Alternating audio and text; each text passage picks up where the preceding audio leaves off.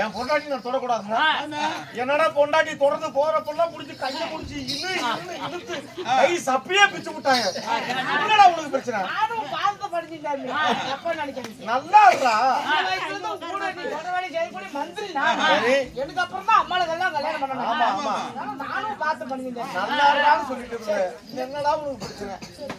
இனிமேல் வர மாட்டேன்.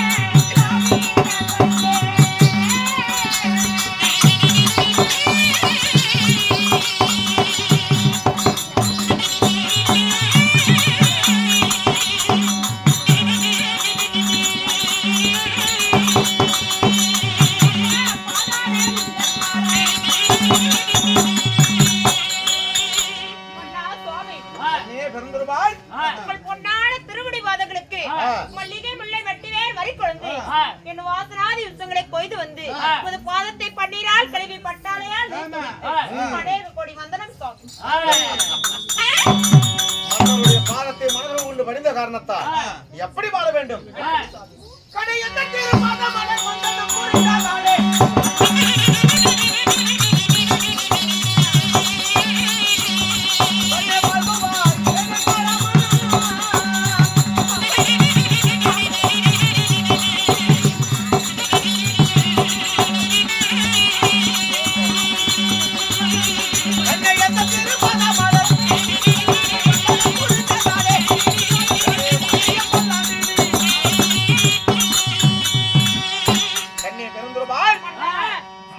பாதத்தை மனதில் கொண்டு வடிந்த காரணத்தாலே நீ மஞ்சள் குங்குமத்தோடு எண்ணமெல்லாம் இடேறி நலமோடு வாழ்வாய் என்று இந்த கணவனோடு ஆசீர்வாதம்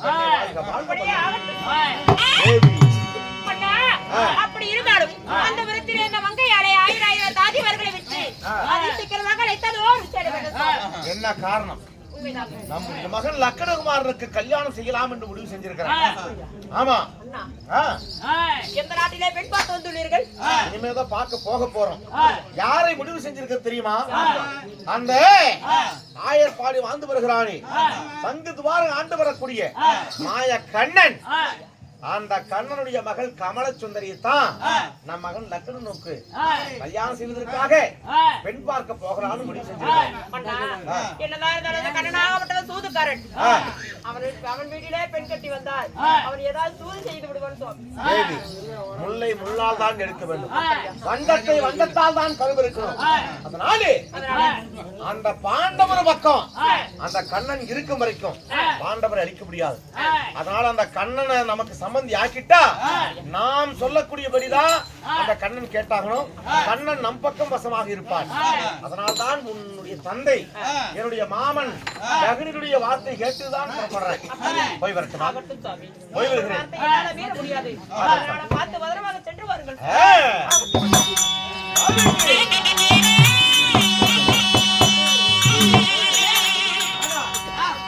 புறப்பட வேண்டும்.